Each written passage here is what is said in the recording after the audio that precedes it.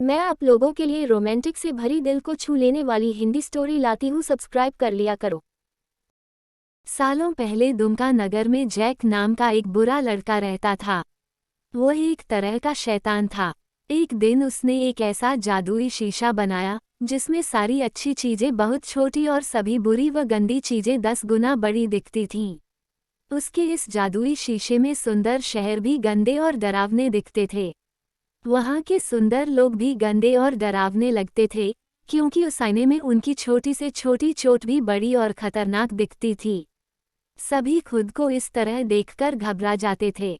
लोगों को घबराया हुआ देखकर उस शैतान लड़के को बहुत मजा आता था। वो अपने शीशे के इस जादू से बहुत खुश होता था। उसने शहर में अपने जैसे ही बुरे लोगों का एक समुदाय बना लिया था। वह पूरी दुनिया के अच्छे लोगों को उस शीशे में कैद करके अपने समुदाय में शामिल करने की कोशिश कर रहा था।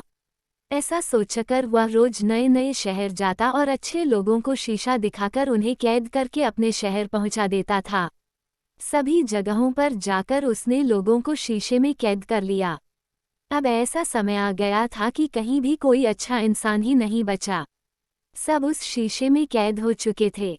अब उसके मन में हुआ कि क्यों न शीशे को स्वर्गलोक ले जाकर परियों को कैद किया जाए।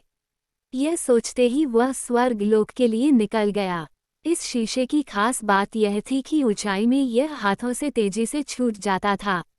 इस कारण उसे वह ज्यादा ऊपर नहीं ले जाते थे, लेकिन आज वो किसी तरह इसे ऊंचाई पर ले गया। जैसे ही शीशा थोड़ी ऊंचाई पर पहुंचा वो उसके हाथों से फिसलकर जमीन पर गिर गया और उसके लाखों टुकड़े हो गए। ऐसा होने से उस शीशे का बुरा प्रभाव बहुत तेजी से फैलने लगा। उस कांच के कुछ टुकड़े धूल की तरह उड़ने लगे और दुनिया के हर कोने में पहुंच गए। जब वह शीशा धूल के साथ लोगों की आंखों में पहुंचा तो उन्हें सब कुछ बुरा दिखने लगा।